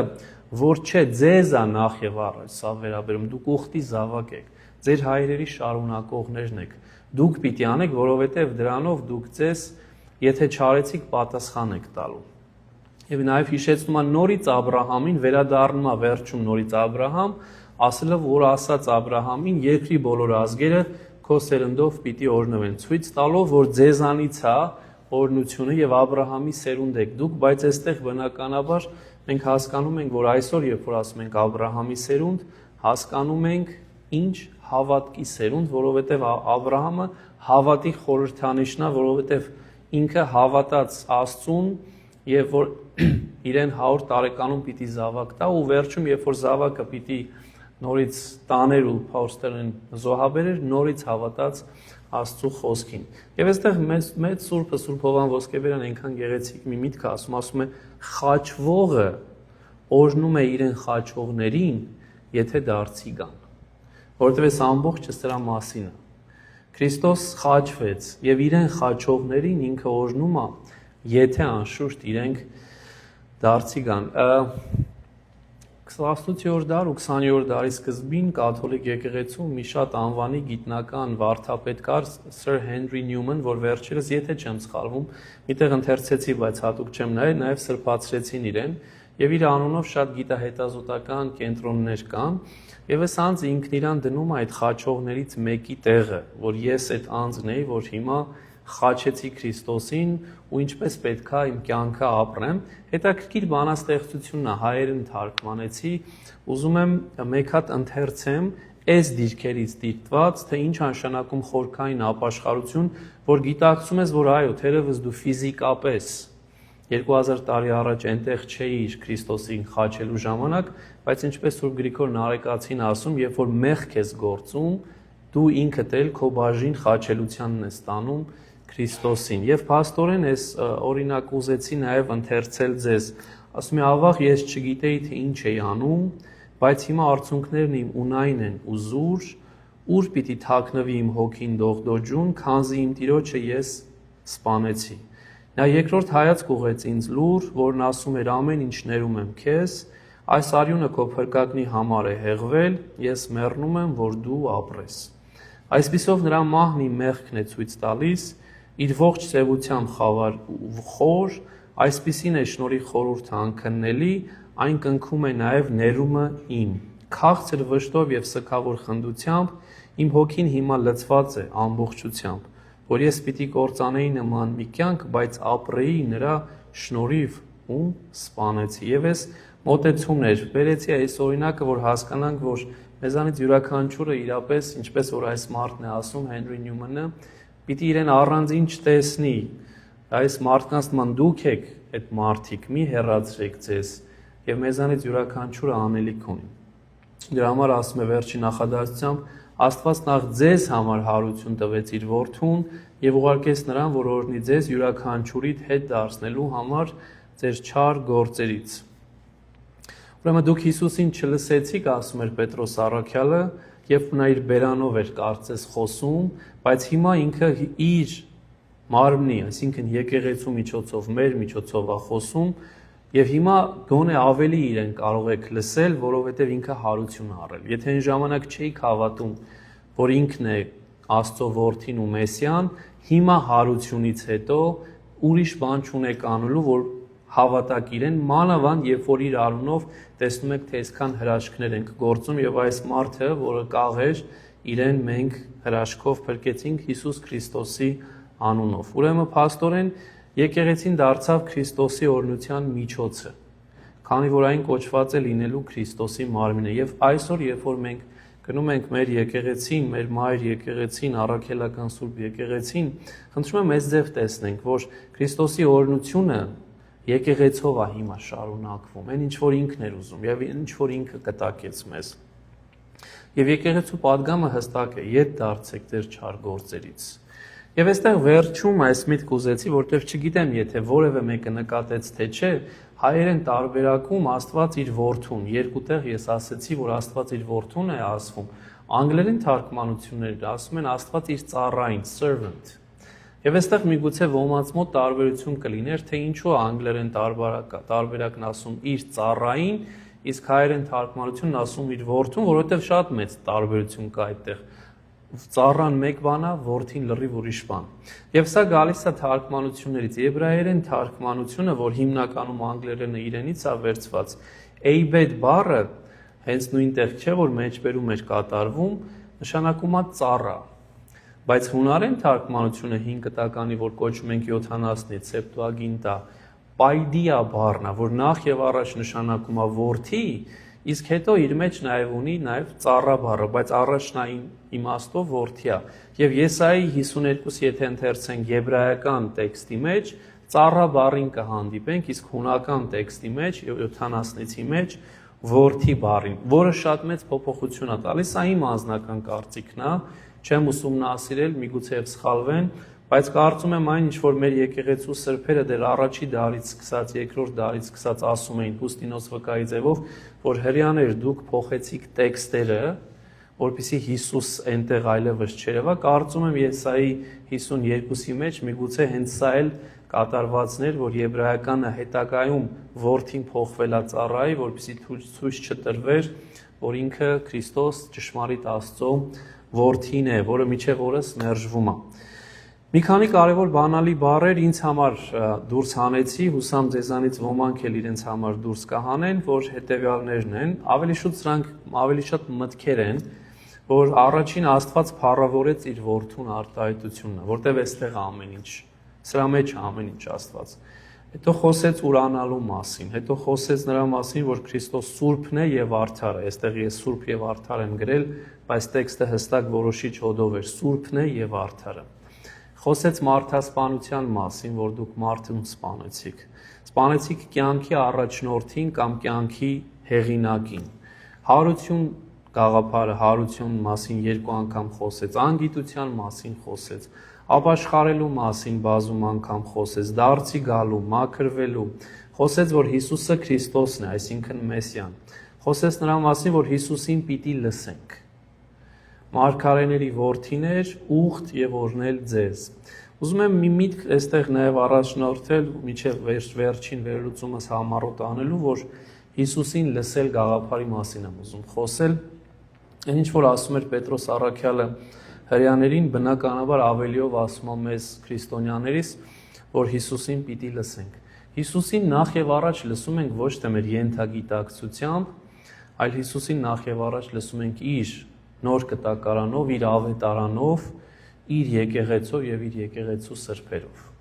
Մի բան, որ մենք իմ փոքրիկ կարողությամբ եւ այստեղ մենակ ես չեմ, բոլորս ենք աշխատում,